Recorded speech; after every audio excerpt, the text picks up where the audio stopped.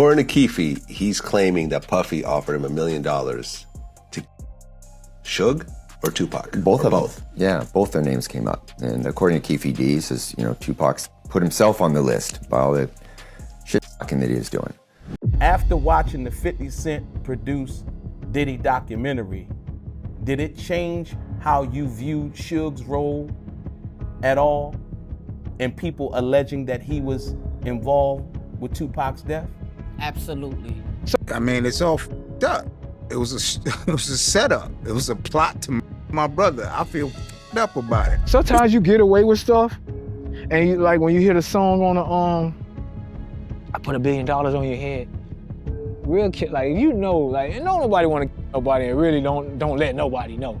The debate is over. Sean Diddy Combs is no longer the untouchable king of New York. He's currently rotting in a cell at MDC Brooklyn, a place inmates call hell on earth. But being locked up is just the beginning of the nightmare. We need to look at the terrifying reality of what comes next, because according to federal insiders, Diddy isn't just facing time, he is staring down a death sentence.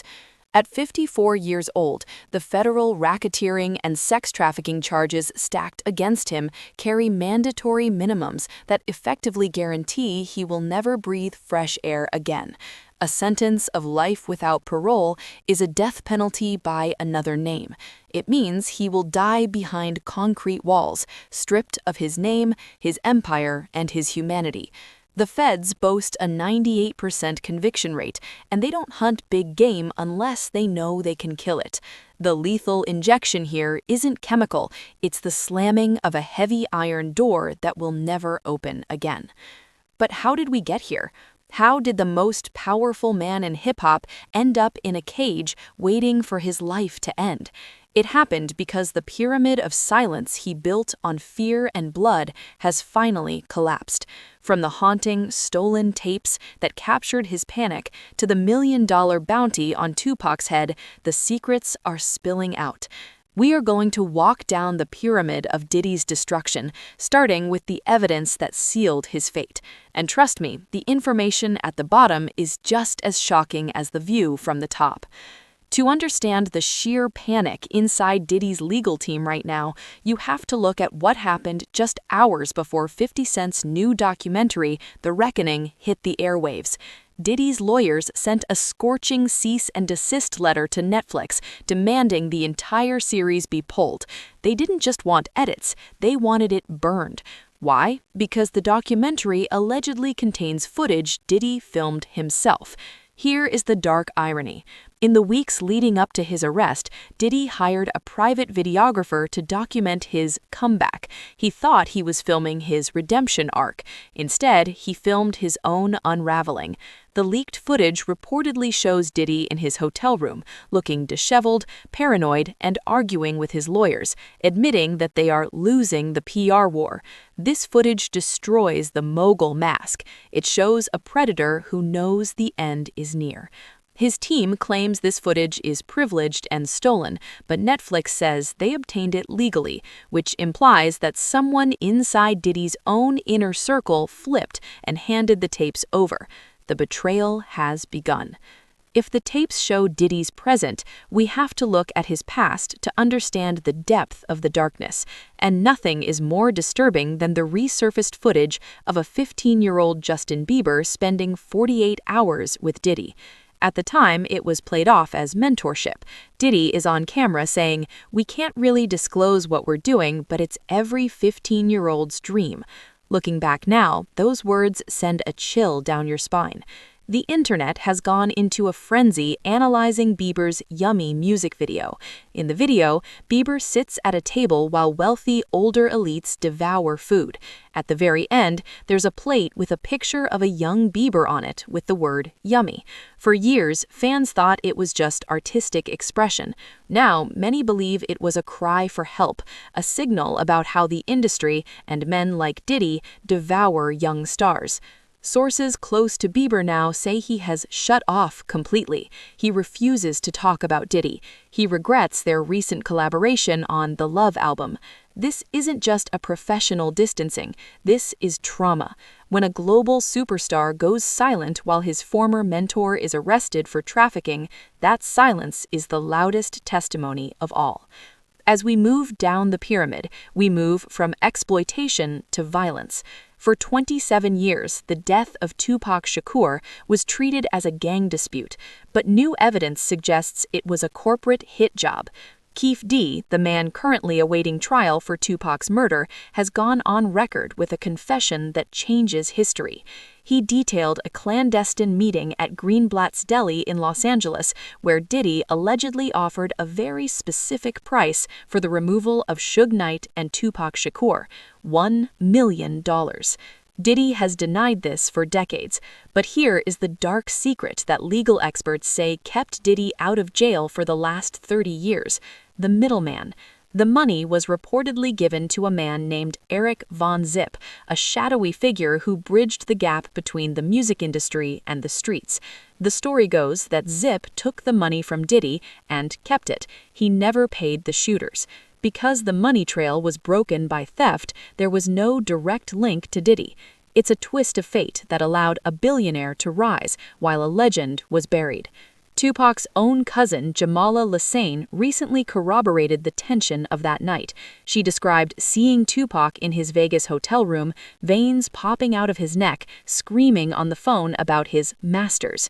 She watched him change from a silk shirt into a green basketball jersey. He was dressing for war. He knew it was coming. And when the shots rang out, Diddy was nowhere to be found. So I run into Suge. Pac had to fight with Orlando Anderson. He come upstairs to the hotel room. First of all, when we get to Vegas, right, he flipped on me. He like, yo, move. Because I'm thinking when we get to Vegas, we're going to turn up. It's going to be all lit. But once we get there, he turned on me. Like, nah, Moo, I don't want you coming out. You and Kadada stay in the hotel and so forth. So I'm feeling the way. I'm like, oh, shit, ain't this, like, how you gonna bring us out here? Now we gotta stay in our rooms. So I'm rebellious, right? So I'm being rebellious, right? So Suge Pop comes in the room. He's talking about how he just knocked out some dude. I don't know who the dude is. I didn't know later that this is Orlando Anderson, the head of the Crip and all this crap. You know what I mean? So when Pop come in the room talking about it, I'm like, oh, word, say word, Pop. So he changed. That's when he changed from the orange button-up shirt that he had on, and he put on the green, like, basketball jersey type of shirt, right? So at this point, he's looking for the outlaws. He don't know where they at. And he's telling me and Kadada to chill in the room. That, everybody is there outside. They wilding. It's Robert Wayne time. And again, showing his protection for us, he recommend that we stay in the room. But I came out the room anyway and ran into Suge. And when I ran into Suge in the elevator, he in there with his girl, right? So I'm like, yo, Suge, I know you heard how Pop knocked out homie. And before I could say homie, Suge gave me the silent, he put the finger on his lips to silent me. So that already gave me like, oh, let me tone it down a notch. This could be a week or two prior to us going to Vegas, right? So we in the kitchen and Pac is on the phone. I'm in the kitchen, Pac is in the kitchen, and the outlaws, everybody's scattered throughout the house, but Pac is on the phone, and this is what I seen with my own eyes. And Pac is going bananas, yo. He's wilding out, he's cussing out Death Row. Whoever, he didn't say, he just on the phone with somebody from Death Row Camp. and he's going bananas. And all I hear him saying and screaming out is his masters, his masters. Yo, my brother's head was sweating. He had veins popping out his neck, his head. He was at 10. And at that moment, I was scared. You know why? Because I thought that death was coming to the house to knock us all out. You know what I mean? Because again, we're in California. We're around amongst people that we're not quite understanding their culture, their gang lifestyle and stuff. You know what I mean? Again, we're New Yorkers. I certainly don't understand it. So I was a little afraid, I must admit, and I thought that death was coming to the house to knock us all out, straight up. And so when you see Tupac on the phone, had you ever seen him like that before? No, not like that. Nope. Not like where his veins is popping out his neck and out his bald head. No. Not that angry. And that's what scared me, because of the anger, the rage that he was pouring out. You know what I mean? And it was like I was just standing there stiff. I didn't even want to walk past him while he's on the phone. It's like, let me just stand here until he get off the phone, because he was, like I said, he was at 10 and he was pissed off. If Tupac was the enemy, you would expect Diddy to protect his best friend, the Notorious B.I.G, at all costs. But the darkest secret of the bad boy era might be that Biggie was sacrificed too. Kirk Burroughs, the former president of Bad Boy and Diddy's ex-business partner, has dropped a bombshell allegation. Biggie did not want to be in Los Angeles that night. According to Burroughs, Biggie had a flight scheduled to London. He wanted to get away from the coastal war, but Diddy allegedly canceled that flight. He insisted Biggie stay in LA to promote the album, keeping his biggest asset directly in the line of fire. Even worse, Gene Deal, Diddy's former bodyguard, claims that when they asked for extra security funds to protect Biggie, they were told the budget was closed. A multi-million-dollar label couldn't afford security for its top star. It doesn't add up, unless Biggie was worth more dead than alive. And the alleged financial vampirism didn't stop at death. Burroughs claims that Diddy didn't pay for Biggie's massive funeral out of pocket. Instead, he allegedly charged the costs to Biggie's own estate and then took Biggie's spot on the cover of Rolling Stone magazine. He essentially made Biggie pay for his own burial, while Diddy rode the wave of sympathy to a #1 hit with I'll Be Missing You. Finally, we reach the base of the pyramid, the women. Diddy's pattern of using the people closest to him as human shields is terrifyingly consistent. Go back to 1999, the Club New York shooting. Diddy, Jennifer Lopez, and the rapper Shine are fleeing the scene. A gun is found in the car. Shine took the fall. He spent 10 years in prison and deported. Diddy was acquitted. But new allegations suggest a darker reality, that Diddy may have forced J-Lo to carry the weapon into the club in her bag, knowing security wouldn't search her.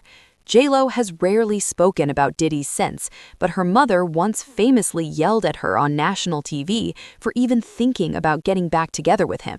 She knew. And then there is Cassie. The release of the hotel hallway footage was the nail in the coffin.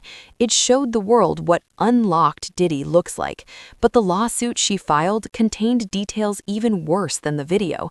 Allegations of being drugged, allegations of being forced to carry a handgun for him, and the infamous freak-offs, days-long drug-fueled encounters with male sex workers that Diddy reportedly filmed. This wasn't a relationship, it was captivity, and it cost Diddy $30 million to settle that lawsuit in 24 hours, a panicked attempt to buy silence that failed miserably. If you think the alleged abuse started with adults, you haven't been paying attention to the timeline. To understand the psychology of Diddy's empire, we have to look at how he treated the children entrusted to his care. Long before Justin Bieber, there was Usher. In a resurfaced interview with Howard Stern, Usher was asked a simple question. "You're a dad now. Would you ever send your kid to Puffy camp?" Usher's response was immediate and visceral. Hell no. He laughed it off, but the eyes didn't lie. Usher lived with Diddy in New York when he was just a teenager, during an era Diddy called Flavor Camp. On the surface, this was supposed to be an artist development boot camp, but insiders now describe it as an indoctrination. It was an intensive program where young artists were isolated from their families and exposed to the wild and very curious lifestyle of the music industry elite. Usher has hinted that he saw things at 14 years old that no child should see: orgies, heavy drug use, and the mechanics of sexual coercion. This establishes a pattern of grooming that spans decades.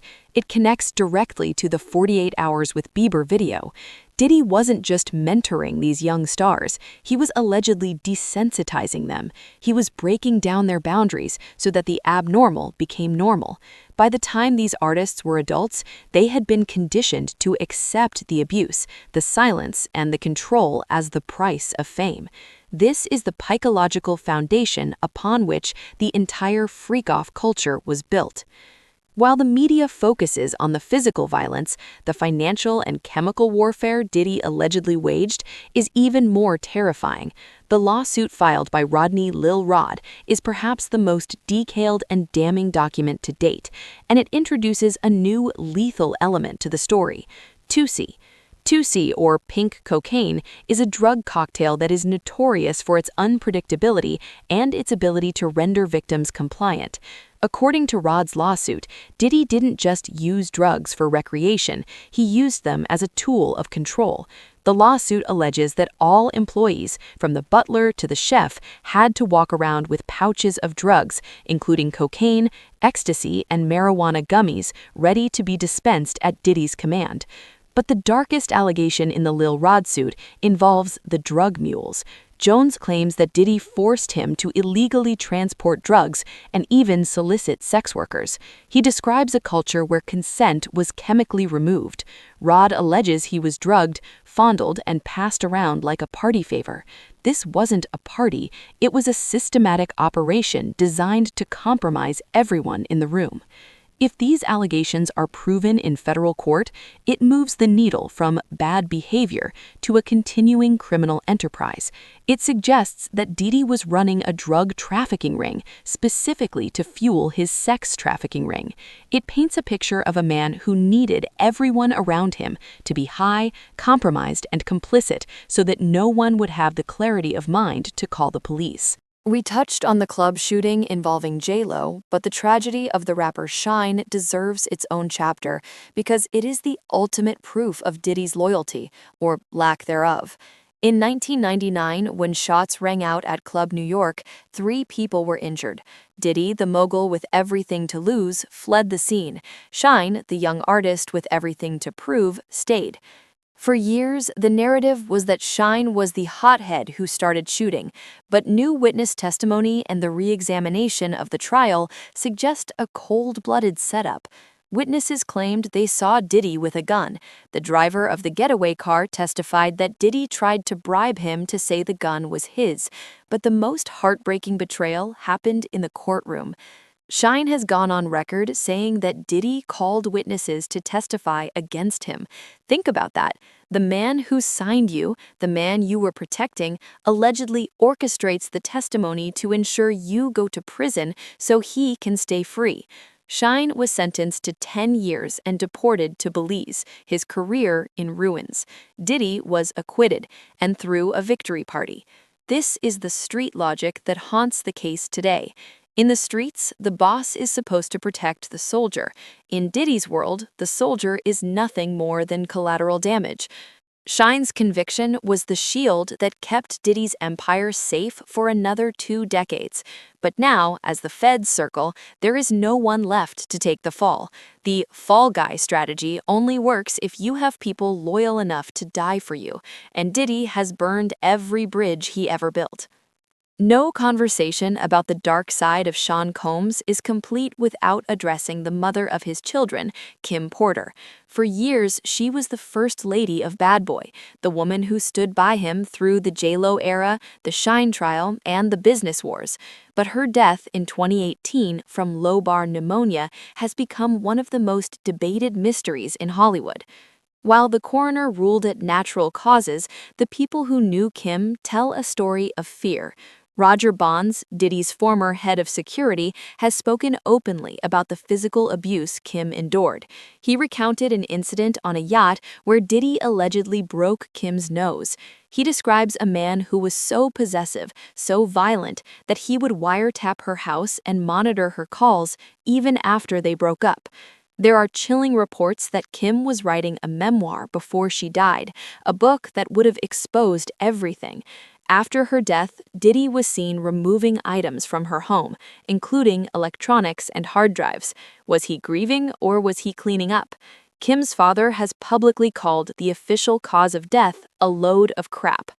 Kim Porter was the one person who knew where all the bodies were buried, metaphorically and perhaps literally. Her silence was bought with fear while she was alive, and her silence in death allowed Diddy to rebrand himself as the grieving family man. But as we see with Cassie, the women who survived Diddy eventually find their voice. Kim may be gone, but her friends and family are starting to speak for her, and what they are saying destroys the image of the loving father Diddy tries to project. It wasn't just the superstars who suffered, it was the hopefuls. The MTV show Making the Band was presented as a golden ticket to fame. In reality, it was a televised psychological experiment. Diddy forced these young, desperate artists to walk from Manhattan to Brooklyn to buy him cheesecake. He made them sing in bathrobes while he stared them down like a dictator. At the time, we laughed. It was good TV. But looking back through the lens of the current trafficking charges, it looks like conditioning. Freddie P., a member of Da Band, has posted tearful videos on social media describing how the experience broke him as a man. He talks about being threatened, silenced, and blacklisted. He describes a contract that was essentially slave labor, where Diddy owned their publishing, their image, and their freedom. This wasn't mentorship, it was ownership. Diddy treated these artists not as talent, but as property.